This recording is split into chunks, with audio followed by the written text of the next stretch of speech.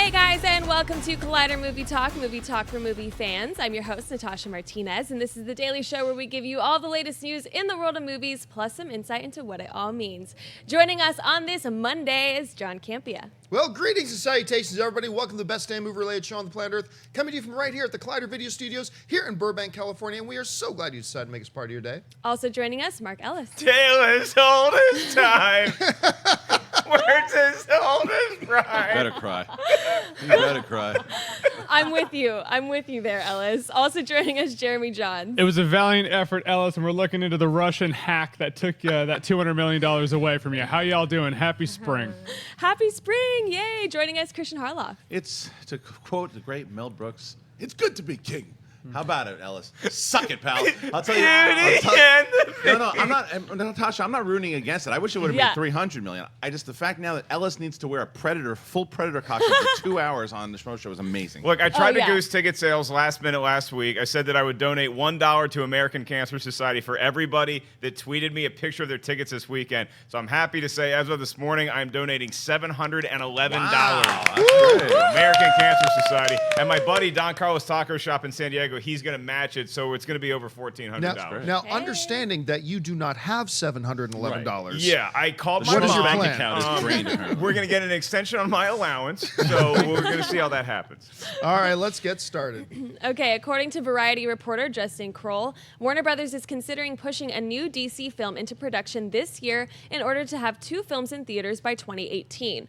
With Aquaman now set for a December 2018 release and the Batman delayed, the studio is looking at the female-centric Gotham City Sirens, Green Lantern Corps, Justice League Dark, and Suicide Squad 2 as possible releases. The 2 possible contenders to hit first are Suicide Squad 2 and maybe even Green Lantern Corps. As reported by the tracking board's Jeff Snyder, David Goyer is set to be in the mix to either helm Green Lantern Corps or even Suicide Squad 2 if Mel Gibson declines the assignment. Snyder is also hearing The Shallow's helmer Joam Colette Serra is also in the mix to direct Suicide Squad 2. John, do you believe Warner Brothers and DC will get another DC film in production this year based on this report? Well, I mean, based on the report, it sounds likely. Look, what this really does sound like, the more these reports come out, it does make it very clear. I'm ready to call it, if everybody else is. Warner Brothers has now officially abandoned Plan A. I mean, now Plan A is now gone. Yeah. They botched it, if you will. And what are you going to do then? Do you continue botching, or do you regroup? And I said this on a movie talk last week. Do you regroup and come up with a more solid Plan B? What you do is you regroup and you come up with a solid Plan B, and that's what is clearly what they are doing now. They've moved in the direction of Plan B. What all entails Plan B? Don't know yet. I think we're starting to get glimpses, but I believe there are far-reaching implications for Superman, Batman, Wonder Woman, the big players as well as the small properties as well. But I don't think we're going to get a glimpse at how those are going to be changed and altered in this new Warner Brothers Plan B moving forward. But, you know, it's funny because when this Plan B came up, everybody expected me to have go off on Warner Brothers again. I've gone off on Warner Brothers about Plan A. They botched Plan A.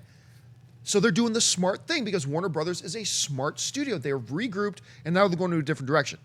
David Goyer is an interesting name when this one popped up. The David Goyer potentially to direct either Green Lantern or Suicide Squad 2. I would really like to see Mel Gibson direct Suicide Squad 2. I'm actually quite a big fan of David Goyer as a writer. His directing efforts up to this point have not exactly knocked them out of the park. Blade 3? Yes, as a matter of fact, he did do Blade 3. Yes, thank you for that horrible memory. That was terrible. But other than that, I mean, I think a lot of this sounds very promising and very good, and we're just going to have to sit back and wait to see how this actually starts to unfold. Kristian, you heard about all this. What do you think? Well, I mean, I think I agree with you that, and I've been saying this since we were talking about this last week, if it's the bad studio that says, nah, we're going to do everything that we're doing right now. It doesn't matter if it's not going the way we want it. We're going to stick to our plan and just keep going down this road. Good for them that they're trying to fix this thing and go a different way by bringing in whether or not Mel Gibson gets it, which I hope happens. I think that will be a big step for them to, if you get someone like Mel Gibson involved as far as his directing goes, and to see what he can do with this movie, because it's coming from someone who said he didn't want to do superhero movies, and he even took, I think, a big crap on Batman v Superman. Yes, he did. So to see him go in and see what he's going to be able to do with it, That's who I'm hoping gets it, because I want to see what a Mel Gibson Suicide Squad 2 is going to look like. That is just intriguing. I don't want to see David Goyer direct it. I just don't think he's got the chops as far as directing goes. I think his writing, there's certain things that he's done that's very good, and there's other things not so much. I think his strengths come in writing. John Michelet-Serra is one that I could see happening, because Warner Brothers and Jama have a very good relationship. They've been working. I mean, when I was at Silver, they loved this guy. They brought him in there. I think he did, like, he started with House of Wax, and whatever what you think about House of Wax, he has just kept a good relationship with them. I think that if Mel Gibson doesn't get it, he'll be the guy that does it. But I think the plan that they're doing, the plan is to just try to go in a different direction, see what they can do, bring on different talent. I think by getting someone like Matt Reeves, good on them. They're working on trying to make this thing right. It's a big property. People are very passionate about it, as I'm sure the comments are saying right now. And I think that this is a way for them to try to right the ship. Ellis, you're hearing about this. What do you think about this overall? But specifically, too, as well, the fact that Green Lantern is now in the mix clearly is a part of their next plan. What do you think about all this? I think some people in the studio last week got on the phone with Henry Cavill, and they're like, hey, when you're working out, could you maybe tease the fans about Green Lantern and just see what the reaction is? Because they want to know if our appetite is ready for another Green Lantern movie, if they have to throw that in front of the camera before some other films that, like you said, was Plan A. So I would be up for a Green Lantern Corps movie or a Suicide Squad 2 movie going into production sooner rather than later. I think the important thing to note in all of this is that, yes, WB is rushing. They want to get more DCEU movies out there, but Justin Kroll also noted in that report that they're not going to get anything into production until the script is ready, which gives me a little bit of confidence. They're like, look, as much as we want this done by the end of the year, we want to make sure we have the right thing, whether that's the Batman or whether that's Suicide Squad 2. At least they're putting a good foot forward here, and they're saying we need to get something into shape before we start shooting anything. What do you think about this? Yeah, that's actually that's a good way to phrase it. I'm glad you broke it down like that, because on one hand, you do see them saying we're not going to put things into production until the scripts are ready. It's time for us to buckle down. On the other hand, you see them saying, well, we want to put something into production early so we have 2 films that come out in 2018, if I was hearing that correctly. So on one, it could be them rushing that so they just have something out there, and I totally get why they did that. I remember when they lost Harry Potter, because Harry Potter concluded, yes, and the Nolan Batman movies, and Warner Brothers had this, like, we don't have, that's 2 franchises don't have a mega that are franchise gone, right now, right? yeah. So I get that they've been in that boat before, and you want something in your market. But yeah, if they want to do something early in 2018, so they have 2 movies in 2018, I hope they're still going on the premise that they also mentioned in here, where it's like, well, we're not going to do it unless the script's ready, rather than just vomiting something and having something in theaters for the sake of something being in theaters. But I agree with you that it seems that they're like, okay, we've seen what we've done. We see the problems.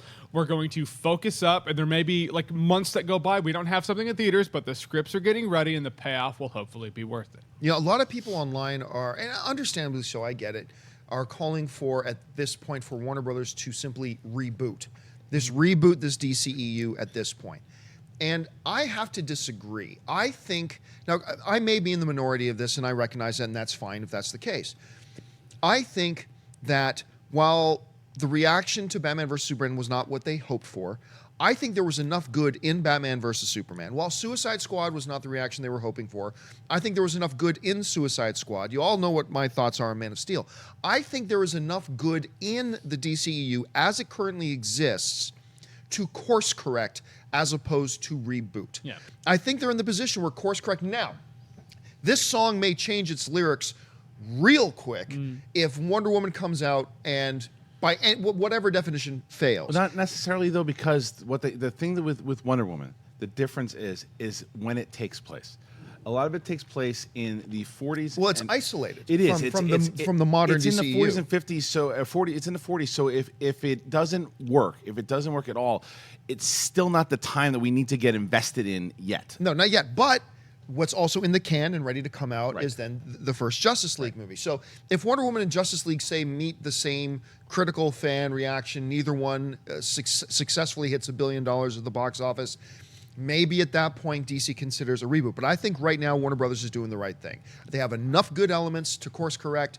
I think this is worth taking a shot. I think and I honestly, while we're hearing about all this stuff right now, I have a feeling that this plan at least parts of this plan have been in motion since after the first weekend that Batman vs. Superman came out. I think Plan B started to get scribbled together immediately after they saw the response to Batman vs Superman, and we're just starting to see the fruition of it at this point. Well, the good news on the Wonder Woman front is that it takes place, it's World War I, so it's even further away from everything else that is going on in the current DCEU. But the good news here in all this is that they moved Aquaman up to a prime Christmas Day or Christmas Eve release date in 2018. So at least there's some confidence in that. But I'm still really nervous because you can say we're going to take away Batman and we're going to do this, and we're going to focus on these other movies. Green Lantern does not have the pop that Superman or Batman does. And Suicide Squad does not have the pop that Superman or Batman or Wonder Woman has. So, yes, you want to get a movie into production, but these are not the movies that are necessarily going to turn the tide. Justice League is the key here, because Wonder Woman, I think, is going to be just fine, if not great. Justice League is what makes me nervous, because if that movie comes out and is terrible, then you really have people who are saying now that it should be rebooted. They're going to be screaming from the rooftops. And I want Justice League to be great. I think everybody does. Like, nobody's going to walk into Justice League and heckle the movie. You know? You're not going to be, hey, your mom's name is Martha. Like, you're not going to be doing that. Not Feige. You want the movie.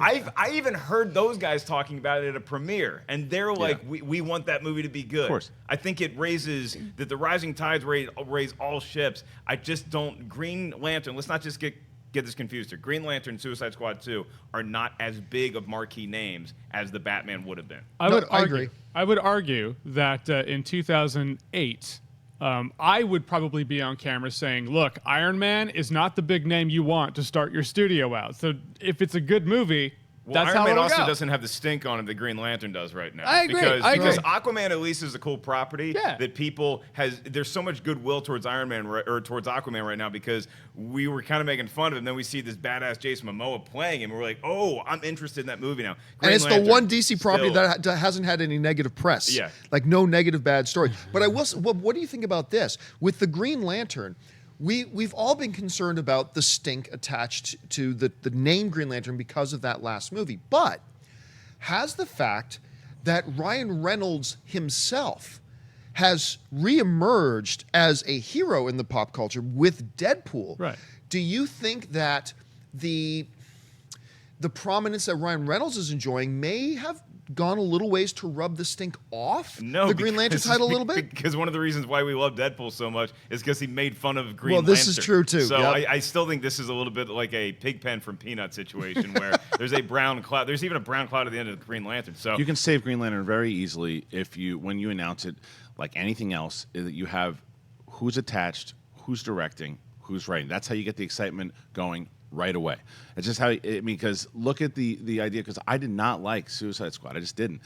But the fact that Mel Gibson is rumored to do the second one, that has me going, I'm excited now to see what that's going to look like.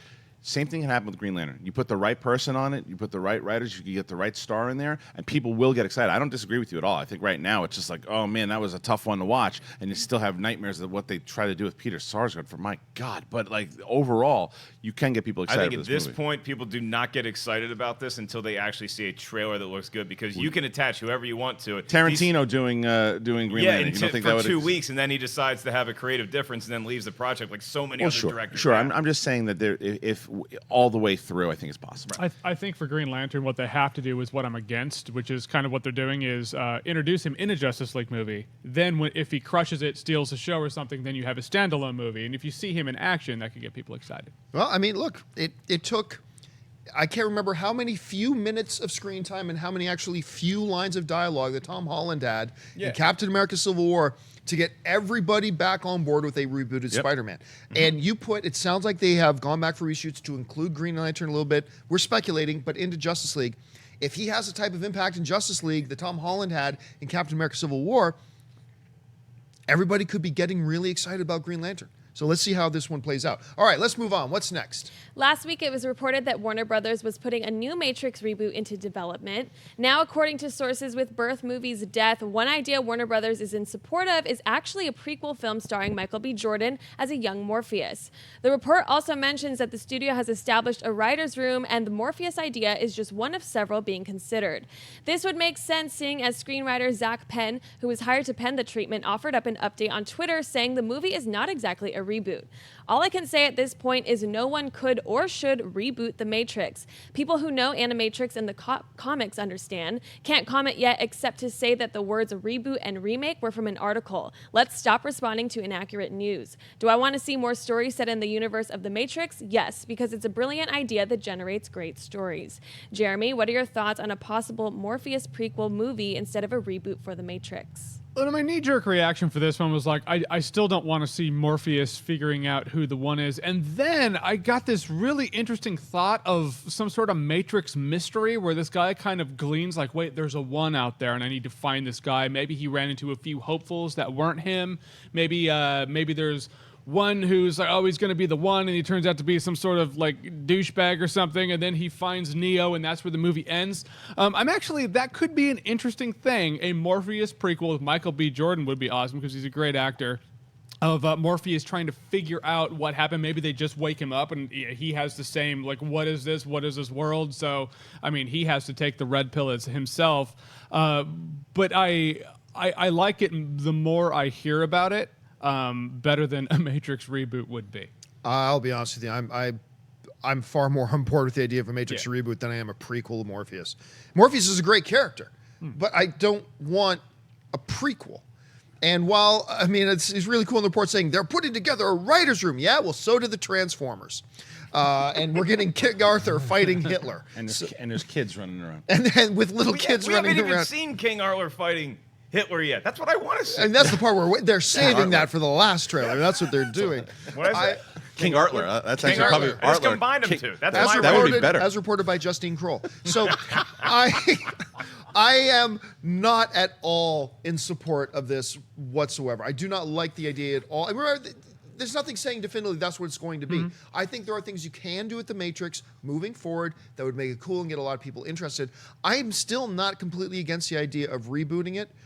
I would rather see them kind of continue in a different direction, but prequels, don't take the Matrix and the prequel stuff. You know what? You did that a little bit with the Animatrix. Let the Animatrix do that. That's fine. Do that in the animated stuff. If you're going to do a new Matrix film, move forward.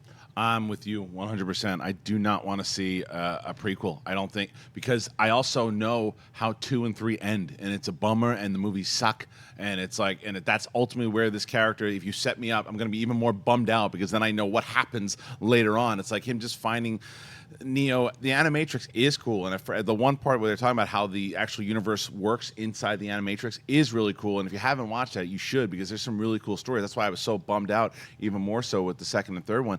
I actually would have been better with a reboot because I think that they could have changed what happened in 2 and 3. Now, the first one's one of the best movies maybe ever. I loved that movie so much, and that's why I was so disappointed when the mythology was just kind of destroyed from 2 and 3.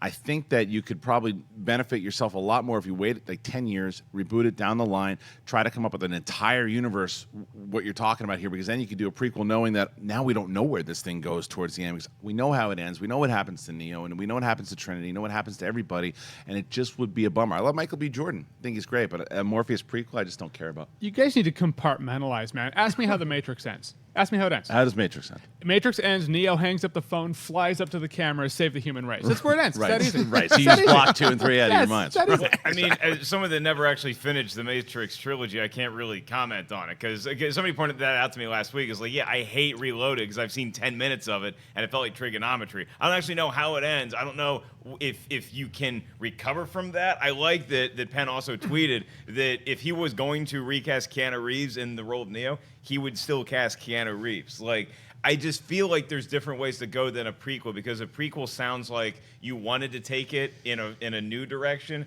and you're handcuffed by these other two movies that aren't going to allow you to do that. So now we have to check to our hot route, which is, okay, we'll make a Morpheus standalone movie, which doesn't get me out of bed in the morning. I'll be honest with you. I think Michael B. Jordan, whoever they cast, it would be cool. It'd be a neat picture to see him next to Lawrence Fishburne. They go out to lunch together like Billy D and Donald Glover. I just don't care about it enough in a prequel. I think there's other stories to tell in the Matrix universe. I'm just not sure the prequel is the best one. No, so just to give you a quick Cole's notes, the second Matrix ends with Keanu Reeves dying.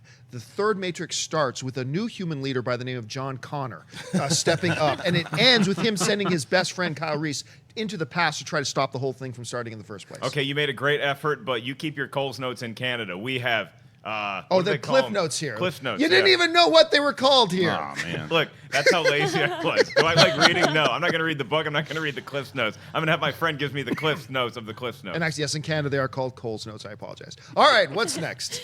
Okay, it's Monday, which means it's time for the weekend box office report. Disney's live-action remake of Beauty and the Beast shattered expectations and opened to summer blockbuster numbers with $170 million and the number one at the box office for its weekend debut. Coming in at number 2 was WB's and Legendary's Kong Skull Island with $28.85 million, dropping 53% from its solid opening weekend last week. Logan took the number 3 spot with $17.5 million as its domestic total climbs to just shy of $185 million. Universal's Get Out finished in at the number 4 spot with $13.2 million as its domestic total now stands at $133 million. And in the number 5 spot was Lionsgate's The Shack, pulling in $6.1 million for a $42.6 million domestic total. Mark, I know we kind of heard you crying in the beginning, but I think everyone wants to know what your thoughts on Beauty and the Beast's massive opening weekend. You know, Natasha, I feel like a coach whose team just lost in a great game in March Madness. I'm so proud of these guys and girls and how hard they fought to get to $200 million. I think it surprised a lot of people because a lot of box office estimates and tracking sites were saying initially this thing was going to open at like 120, something like that. I knew it had more juice than that. So $170 million is nothing to sneeze at all. Great effort by Beauty and the Beast. I saw Kong, and I was happy that he held up as well as he did in week 2 with $28 million. Only a 50% drop with a Beauty and the Beast opening the following week. That's actually pretty impressive. Which is a nice asterisk to put when you put up its 10-day total against Godzilla's 10-day total. Because Kong over 10 days made $110 million. Godzilla in the same time period made almost $150 million domestically. Now, both those kind of movies have huge international appeal, but it's interesting to see that much of dichotomy with the guy that I root for in that fight, King Kong. Logan obviously holding up like people would. I think a lot of people that saw Logan are movie fans, so they'd want to see Beauty and the Beast, but Logan clearly has an audience, and the positive reviews for that are going to keep it shuggling for a long time. You know, don't let anybody talk down to you for that movie not hitting 200 million, because you're right. The initial numbers a lot of people were saying it's going to be 120. So you came a lot closer in your prediction of 200 million than those people did with their initial predictions of 120. So I think you should give yourself a pat on the back for that. I love you, Belle. And keep this in perspective. With a $170 million opening weekend, that makes Beauty and the Beast the number 7 all-time opening weekend, only behind Iron Man 3, Civil War, Ultron, Marvel's Avengers, Jurassic World, and Star Wars: Force Awakens. Those are the only films in history to have a bigger opening weekend than this particular film. It's also interesting to note that 6 of the top 7 opening weekend films of all time are Disney films, with the one exception, of course, of being Jurassic World at that point. I think this is incredibly impressive opening weekend.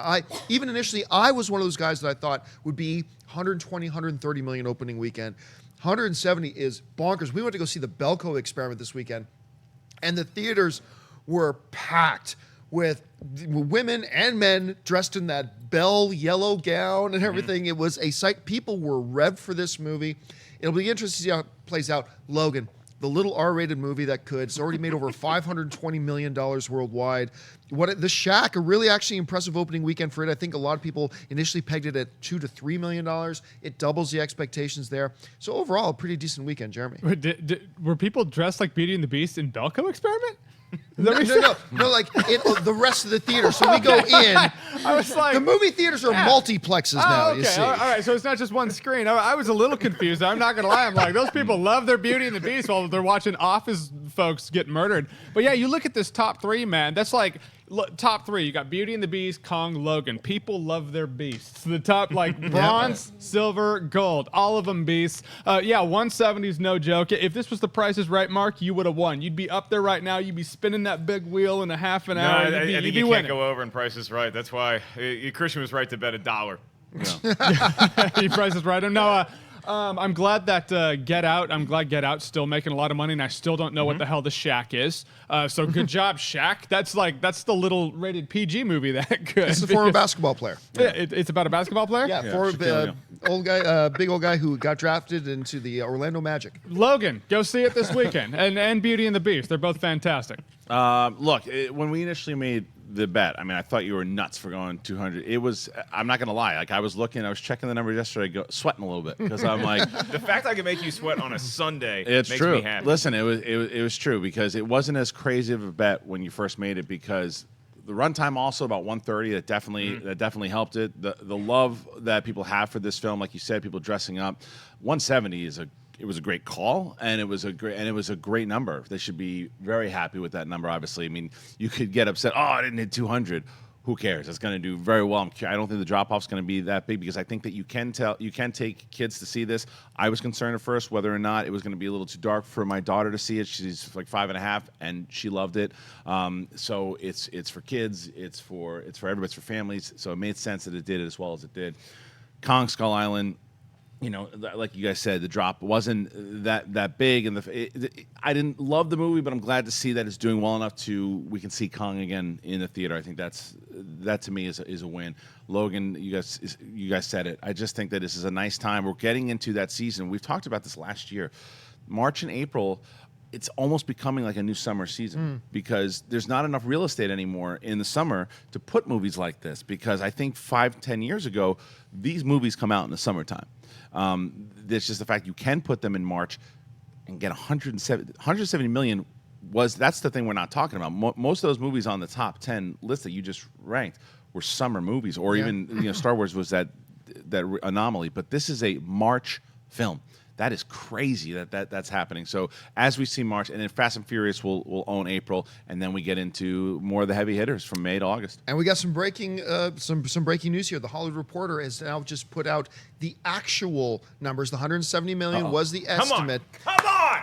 No, it doesn't get you not there. 30 million bucks. But they are now saying the official actuals are on Beauty and the Beast is an opening weekend of $174.8 million, Nice. which moves it from the number 7 all-time opening weekend to usurping Iron Man 3's number 6 spot. So Iron Man 6 was at 174.1. Beauty and the Beast is 174.8. Beauty and the Beast is officially the number 6 all-time opening weekend. It was a all-time- better movie than Iron Man 3. It's the all-time March one for sure, right? It's got to be. I would guess it would have to be. Got I'm to not be. really- Yeah, No one's When, gonna touch when it. did Passion Civil in the War Cro- come out? May. Civil War. Yeah, there we May, go. yeah. Passion of the Christ, was that? That did well overall, but not opening weekend. Oh, you're Not right. opening You're right. weekend, Overall, yes. it did, Kristian, was it weird for you when you took a crappy Predator costume into the dry cleaners to get it ready for me? No. Tell because- me you dry clean. No, because I wanted it to be authentic, like it smelled like the real Predator. Boy. All right, guys, we've reached that part of the show now for buy or sell. Here's how this works. In front of her, Natasha's got a few other items in the world of movie news. She's going to run them down. Then those of us at the table are simply going to say whether we buy it or sell it. So, Natasha, what do we got? In an exclusive interview with LRMonline.com, David Ellison from Skydance Productions has revealed they have hired writer Zach Dean to pen a new script for Star Blazers, a movie based on the Japanese anime show that ran for 3 seasons from 1979 to 1984. The movie has been in development for 6 years now and has Mission Impossible 6 writer-director Christopher McQuarrie attached to direct. Speaking about the update at the press junket for Life, Ellison said, "We actually just hired Zach Dean to write the script, and we are working on it for it to be Christopher McQuarrie's next movie after Mission Impossible. Chris has been working on the film for a long time. It's something that we've loved and been passionate about for years." John Byersell, the new writer for Star Blazers, and are you excited to hear Christopher McQuarrie is still attached to direct? I think we just broke the news that Ridley Scott is directing the new Star Hey, Blazers. that sounds awesome. That's a joke, by the way. Yes, that is a joke. Please note that is a joke. Some guy clown penis dot fart right there. I honestly words cannot express how excited I am about this. I have been calling and begging for years that we get a Star Blazers, aka Space Battleship Yamato, live action, North American big budget movie. I've been asking for a long time. The whole notion that a Christopher McQuarrie would be attached to this. No, not the guy who did the Star Wars sketches, Jeremy. But I am giddy. This could be the next Star Trek. You know, this could be. I mean, seriously, this is the original anime series is so great, and it's not just great in its time. This is a story that would do very well today with today's movie-going audience. So I'm super pumped. For me, it's a massive buy. Mark. Just based on the story right now, I think it's a good call because it seems like a time in the culture when people are more welcoming of properties that were really popular, at least began to have their iteration in the late 70s, 80s, even like it's something like 90s with Power Rangers. Like, people have a sense of nostalgia with this, but they also have never let it go. And even this, I think, had a reboot in Japan a couple of years ago. So yes. It's still in the culture, and it's ripe. It seems like fertile ground to make a movie. I'm not going to call it the next Star Trek yet because I know nothing about it, but Kristian McQuarrie, I like what he's done with Mission Impossible. The Jack Reachers, not so much. So I can't get that excited about it just yet. Jeremy. Yeah, I know so little about this property. I was that close to actually thinking it was an Alien tie-in when that graphic came up. I was like, oh, okay. Oh, no. Oops. But if it's the next Star Trek, that's great. I hope it's Wrath of Khan more than Final Frontier. But I don't know a lot about it. But the director, I like what he did with Mission Impossible. So I'm at least optimistic about it. It seems to have, from your description and the director, everything going for it to possibly be another Star Trek. That's great. I'll take more sci-fi. I'm going to buy it because, kind of going back to what we were talking about with Green Lantern, is that McQuarrie attached the fact that it is it takes. I'm a sucker for stuff in space, so and the fact that you say it could be a new Star Trek, that's interesting to me. I like the team that's involved. I know nothing about it, but it sounds interesting, so I'll buy it. Okay, what's next? Okay, another Christopher McQuarrie story. Christopher. Thanks to an Instagram post from Mission Impossible 6 writer-director Christopher McQuarrie, Superman himself, Henry Cavill, has joined the cast of the upcoming 6th movie in the franchise. McQuarrie marks the first Mission Impossible director to helm 2 movies in the franchise, signing on to write and helm Part 6 after the huge success of Rogue Nation. Per the report from Variety, Cavill is expected to play a sort of right-hand man to the head of Cruz's unit, which Alec Baldwin took over by the end of Rogue Nation. Rebecca Ferguson, Simon Pegg, and Jeremy Renner are all expected to return, but Variety notes it's unclear in what capacity. A release date has yet to be determined. Christian, buy or sell Henry Cavill in Mission Impossible 6? No, I'll buy it for sure. I think, I want to see him in this spy film that is a little bit away from the comedy side, because I thought he was really good in Man from U.N.C.L.E. I thought that he delivered in that film. But I think he's a really talented actor. I think that I want to make sure, but I want hope that I want to make sure that you guys don't pigeonhole him as Superman for the rest of your lives. But that's the case. I think he's a talented enough actor that I don't want to see the typecast happen to him. And I think by him doing movies like this, you're going to see him on screen, oh, that's Superman. But I think that this is the type of movie going back and forth with Tom Cruise. And what's interesting is the fact this dude is massive. He's like 6'4", 6'5". I'm curious if they're going to have the two of them stand next to each other. I really am. I mean, it's because it also shows Tom Cruise doesn't care about that kind of stuff. He just because he's got a lot of input on who gets cast in these movies, and the fact that he wants this kid in there too. I think it's a good choice. I like Henry Cavill, and I hope that he does well in this film. So it's a buy. Apple boxes just ain't for apples, kids. This is kind of fun. I buy this because I think he's a terrific actor. And Man from U.N.C.L.E., I think, was one of the tragically underrated films of that year. I thought it was a really sharp, good, fun movie, and I thought he was great in it. The cool thing, too, is that Henry Cavill was not supposed to be in The Man from U.N.C.L.E. opposite Armie Hammer. Tom Cruise was. Oh, wow. And Armie Hammer ultimately Tom Cruise dropped out to go and do, I can't remember which the specific project was he left to go do, but then, Henry Cavill steps in and does it. Now he's going to be working with Tom Cruise. It's kind of cool. I think this is a really nice matching and pairing. For me, it's a buy. Jeremy. Yeah, man, Henry Cavill in a spy film. Heck yeah. This guy could have been the next James Bond, So that's the kind of He was lined up to be the next James Bond. Exactly. Yeah. So, I mean, and like Kristian said, The Man from U.N.C.L.E., he was great in that. I feel like that was his audition tape. Henry Cavill is great as a spy. He has charm. I want to see that dynamic with him and Tom Cruise. They're going to be joking about that recasting during the lunch break. Oh, yes. So, that's going to be the greatest lunch break conversation of all time. Bye from me. John, I buy Mission Impossible 6 as the toughest test that my heterosexual nature has ever endured. Yeah. Henry Cavill, Tom Cruise, Jeremy Renner, Ving Rhames is a tall drink of water. Is he back in this? Simon Pegg makes me laugh. I'm going to be walking into that movie one man. I might walk out a changed human being. I'll tell you what, they list him as 6'1" on Google. Nope. He ain't 6'1". I stood next to him. He is not. Me too. I'm 6'1". He was way taller than I am, so that's wrong, bruh. Mark, you tell me that's a bigger test than this table right here. Come on, this table right here.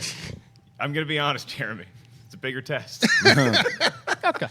All right, what's next? Okay, we haven't seen a trailer for The Dark Tower, but now we have the first poster to give us an idea of what to expect.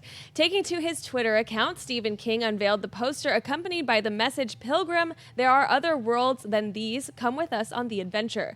Nikolaj Arcel is directing the movie, which stars Idris Elba as Roland Deschain and Matthew McConaughey as Walter Paddock, aka the Man in Black. The Dark Tower opens in theaters on July 28th, 2017. Mark, buy or sell the first poster for The Dark Tower? It's cool because I like Doctor Strange and I like Inception. And that poster reminds me of both those movies. It's a big buy for me because I also know a little bit about the source material Dark Tower. And just getting promotional material from this movie in any capacity is a big, exciting day for this guy. Hopefully, we get a trailer soon. What do you say, noon, Campea?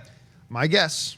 As soon as we stop rolling cameras here, that's when the we get a trailer Dark drop. Tower trailer. What do you think, Jeremy? I think it's a great poster. Dark Tower is one of those books. I would go into the bookstore and I'm like, yeah, I'll stick with Salem's Lot. So I read Salem's Lot instead because it was, 1/3 the size. But I know a little bit about the material, not everything about the material. It looks like they're in the Upside Down, so I hope they find 11. It's very important. I am also very excited that we're starting to get the marketing material for it. I suspect that there's going to be a trailer drop today sometime. It might, as of the recording of the show, it hasn't yet, but who knows, maybe it's dropping as we speak. And I'm very excited to see this. I cannot wait to see this movie. Just based on the poster, though, I'm going to sell it. I'm not a big fan of the poster. Ooh. Who cares? It's common just, poster. It's just the first. It's a combo. Who cares, though? I just cannot wait to see the trailer. How is that a common? But there's buildings upside down. That is not an everyday occurrence. It doesn't sell People's it for me. backs to I'm with you. I sell the poster. I've seen it. It's Inception. It's Doctor Strange, just like you said. It's like, yeah, I like those movies, but this is a new movie I'm very excited about. I want to get excited by something new from this poster, but it doesn't change my excitement for the movie. I can't wait for it, but that looks like everything I've seen before. It's a sell. I don't think I've ever seen like letters written sideways. It's like a book. It's like a book. It's like the spine of a book. Get it? You're right. All right. I change it. Just from that, I buy it. All right, folks. Well, listen, we do this show live, and when we do that, we like to save a little bit of time at the end of the show to take your live Twitter questions. Make sure you're following us on Twitter at Collider Video and start firing in some questions there, and Wendy will pick a couple out near the end of the show. I also want to remind you that Movie Talk's not the only show on Collider Video. A brand new TV talk with Josh McCouga and crew will drop a little bit later today. A brand new episode of The Walking Dead recap show dropped last night. Maybe a little Jesus is in there. You might want to check that out. Christ is in it? Yeah, Wow. but we do have a cast member from The Walking Dead on that show. Go check it out. Of course, the brand new episode of the Villains Tournament dropped this week. We're in round 1B. Round 2 starts this week. Keep your eyes open for that. Brand new video on Awesome-tacular. Looking at how the movie press kind of handle the big budget movies and what they're always gaggling off of with Ben Affleck in a Ben Affleck press conference for Live by Night. Go and check that out. And of course, brand new Awesome-taculars with Jeremy Jahns every Friday. Well, listen, guys, if you've got a topic or a question you'd like us to address on the show, you can just email us anytime at collidervideo@gmail.com. Every day on this show, we like to take one or two. So, Natasha, what's in the mailbag? Anthony writes, as it stands, Lego Batman has grossed $287 million and change worldwide. I assumed it would gross more based on the reception. The Lego movie made $239 million domestic after 5 weeks, so Lego Batman is at $163 domestic over 5 weeks. Do you believe that these numbers do the movie justice, or is it a sign that the Lego brand isn't as strong and is trouble for sequels and spin-offs? Just some thoughts from a fellow sweaty. Honestly, it's concerning.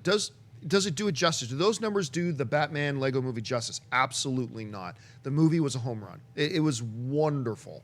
And it deserved much, much better. It does make me nervous for the Ninjago movie coming out. Because Ninjago, very popular with a younger demographic right now, but not as popular as Batman.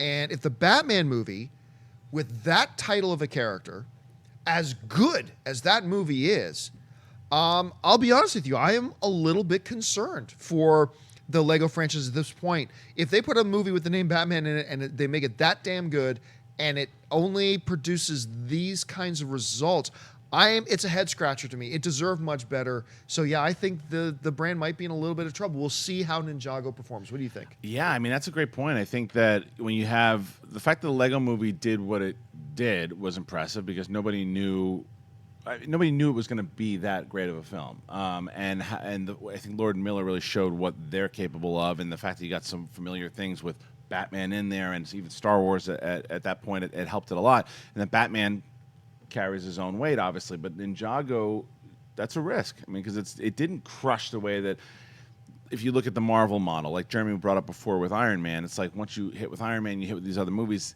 and you start to build, then you can throw out a movie like Ant-Man, and it'll do well. You wouldn't open with Ant-Man.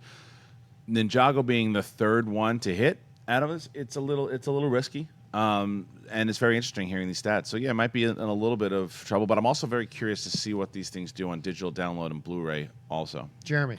Yeah, I feel like if you phrase it like, well, Lego Batman made about $50 million less than Batman and Robin, it does domestically, it does kind of make you apprehensive and get you a little concerned.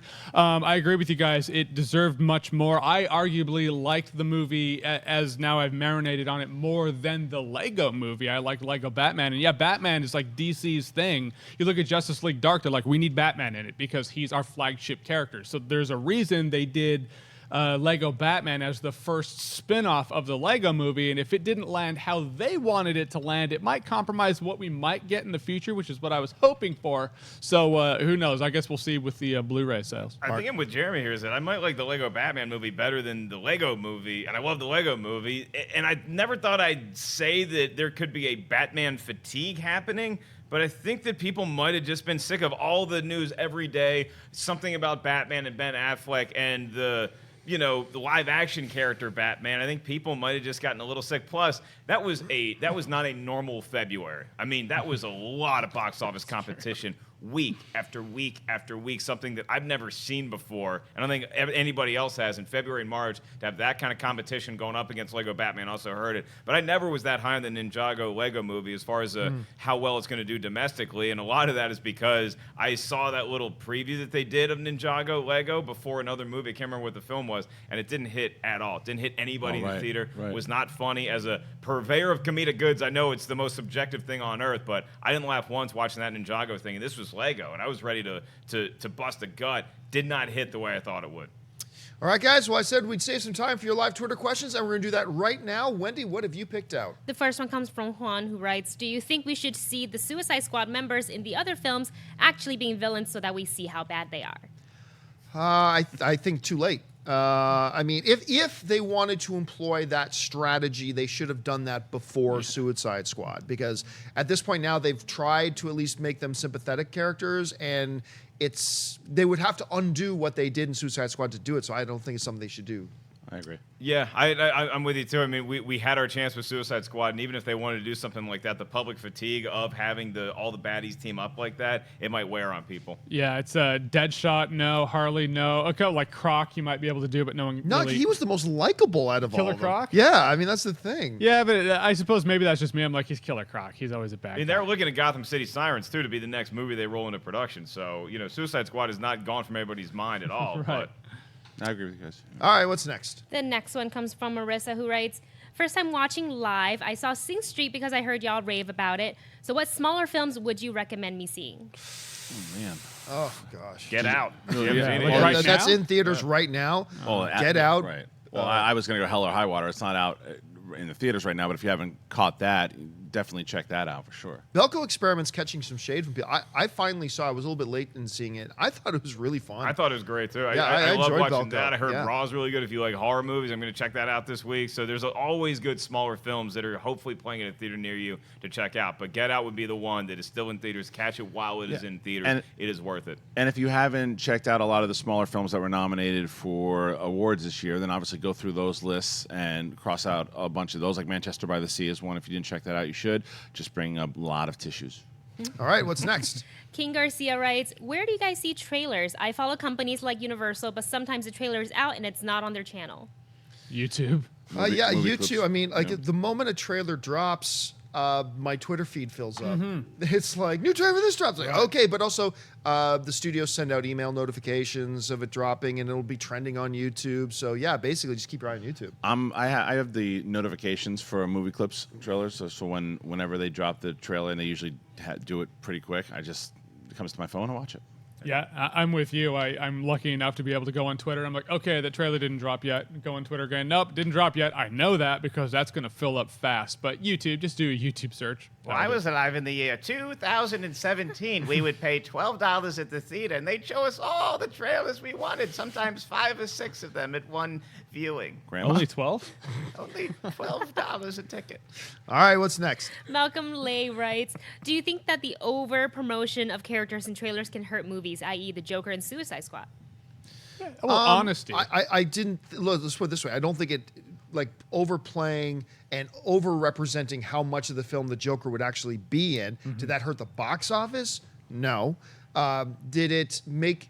Was it one of the things? I like Suicide Squad. I had fun with it, but I had some issues with it, and one of the issues was not enough Joker. The trailer seemed to suggest I was going to get more Joker than I did. So it did kind of have an impact on how I enjoyed the film, but I don't think it hurt the box office at all. What do you think? Yeah, it's all about honesty, you know? It's like The Dark Knight really showed a lot of Joker for Heath Ledger's Joker. Didn't hurt the movie at all. What hurt the Suicide Squad, or at least some of the reception for the Joker aspect, was, yeah, you were promised more Joker, and then you didn't get that Joker. However, Lego Batman might imply that overplaying a character just in overall in media might give people some fatigue. I think sometimes it could. It depends on it's word of mouth stuff also, because if there's a particular movie that is selling you one thing, I don't think that the Joker is as extreme, but if there's a particular movie that is selling you on one thing, then everybody goes to see it for that thing, and then I'm going to start talking about, you don't even get that. Like, I think Godzilla could have been hurt a little bit by it, because like when you see Godzilla and some people you could say, well, he shows up at the end and it's a pretty good fight, so if you want to see that, go ahead, but he's missing through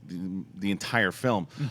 There are ways where words of mouth could hurt it, because it's not, you weren't promised what you got in the trailer, but I don't think it's often. You know, back in my day, I remember Batman 1989. Joker was all over that one, man. They were selling Nicholson. I think it's fine to sell villains, particularly with a franchise that relies on the villains more so than the heroes. Have you guys seen the Alien Covenant trailer? What'd you walk out talking about? The alien. Can't wait. I was talking about giant wheat. All right, 2 more. Let's go. Okay, this isn't a question, but I wanted to read it out loud. This is from Jason Heron, who writes, no question, just wanted to say we're all proud of Ellis for his contribution to cancer research. Thank you, sir. And I personally want to say thank you because I've lost a family member to cancer, so that just means a lot. Okay, moving on really quickly before I tear up. To the next question, Ice Cream Addict, who writes, if you had a time machine, what movie set would you want to visit? Pulp Fiction is my pick. I'd go visit Beauty and the Beast. They'd be like, it's got to be a little bit better, guys. $26 million more. Thanks for the shout out, Jason. I think Back to the Future is one that I'd like to see for sure, and I think the other one, I mean, this is the assumption of that we know everything about the movie, but you can just go back and watch anyway. Eternal Sunshine of the Spotless Mind. The way that he shot that, Michel Gondry, the way he shot that movie was so interesting, so fascinating, and the performance, just to watch, I've seen some of the behind the scenes stuff, to watch what Jim Carrey and Kate Winslet did together, that'd be really cool to watch. There's a few that come to mind. Obviously, I would love to have been on the original set of Star Wars, if I could go back to that. If I could go back in time, being on set of the original Spartacus, I think would have been a circus and a half. I think that would have been cool. And not that long ago, I would have loved, because it just looked so fun, I would have loved to have been on the set of Peter Jackson filming the first 3 Lord of the Rings films. I think that would have been So you're going to say Caligula. Damn it, Harloff, why'd you take mine? Were you going to say that? Yeah, no. But I would say I'd go back to Star Wars just to be like, George, you know what sucks? Green screen. You know, like you don't know what that is yet, but trust me, it's you should never. But I would probably go back to The Abyss, because I heard the production of The Abyss was so brutal. But I'd love to get some scuba gear on and go down there and feel like I was like a mile under the ocean. So The Abyss has always been one production-wise that I've wanted to visit. I'd love to go back to like a classic comedy and just see how many of them were scripted ahead of time and how much was improvisation. So something like Monty Python, The Holy Grail, or Animal House, hanging out with those guys. They had parties every night. I would love to do something like that, or Caddyshack. But I'm also going to take a risk here, and I'm putting my own life in somebody else's hands by going to the set of The Exorcist. A lot of weird stuff happened on set. There are a lot of accidents. It's almost like some force didn't want that movie to get out to the public. I'd like to see exactly what was going down in The Exorcist. What if what happened was you went back in time and messed with everybody? Dude, wow. What if you are the cause of all that? Yeah. Thank you guys for putting that all on me. Paradox loop. All right, last question of the day. Okay, last one comes from Tim, who writes, I was just wondering, how does Netflix make money?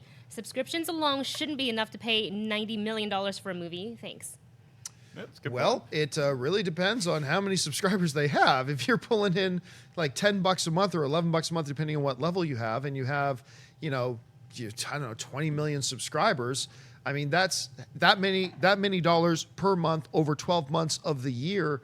It starts to add up. So, I mean, it's yeah, they do okay. They do all right. I was told there would be no math on the show. That's a whole lot of calculating, but there's a lot of people that subscribe to Netflix. It really is about the price of a movie ticket per month, right? I mean, I honestly pay for Netflix. I have no idea what I pay. Is it $8? Is it $10? It went up a little bit. I might still have the DVD thing where they can send me like 3 DVDs a month. I should probably look into my account. Well, but the other thing is, remember, they are essentially a studio now also, so I'm sure they have deals and sponsorships of things that you wouldn't even realize in some of their shows that they put in, like certain product placement and things of that nature. Think about that. You know, there's a lot of things that they shoot from these original series that they have tons of them that they have deals with. You know, Stranger Things had deals that were in there, you know, in production, and as far as merchandising and all that stuff, it comes out. I mean, that's merchant. They have tons of marketing that they do that they can sell things, and that's probably how they make it. I'm Iron Fist, and you know, when I'm done fighting crime after a long day, I enjoy a nice, cold, refreshing Pepsi. I just did some quick math and fact checking. So Netflix right now has over 86 million subscribers, which pulls in for them a little over $1.032 billion per year in subscription fees. So $90 million. Right. Remember when they made that video when they like had that mishap and they're like, hey, we're sorry about cutting off DVDs or whatever they did. They had to put out some weird YouTube video with 2 guys in their backyard. Yes. Since then, they have not made a bad play. They really know how to run a company. All right, guys, that'll do it for us for this installment of the Movie Talk. Thank you so much for joining us. I want to thank the guys sitting at the table with me. First of all, sitting over there, Mr. Mark Ellis. Mark, where can people find you? You can find Kristian and I tomorrow on the Team Schmodown. We're getting revenge against Top 10. You're going to want to check that baby out as we go in and kick ass. Neither one is wearing a Predator costume. Is that right? No, that's true for tomorrow, absolutely. So look out, Roka and Nose, and smack you around. What about you, Kristian? Oh, yeah, me. Kristian Harloff, Twitter and Instagram. And I do have to say, like, if you're not watching Awesome Tackler, go and check it out because that Ben Affleck thing is really, really funny. The shots that we some fun that we took with the press, I think it was good. And Ellis's performance alone, go and check that out and leave your comments and let us know what you think. Mr. Jeremy Jahns. You're right about the Ellis performance. You can find me on at Jeremy Jahns on YouTube, Twitter. I was like that bird one. The rest of the internet, you can find my show Awesome Tacular on Go 90, where yes, there are new episodes every Friday. And yeah, Ellis, in this last one, you totally crushed it, stole the show. It's really hard filming when you are filming me during the scene. I had my cell phone because I was off camera, and I was like, I have to get this, and that was actually the take that was used. Was it really? Yeah. And you.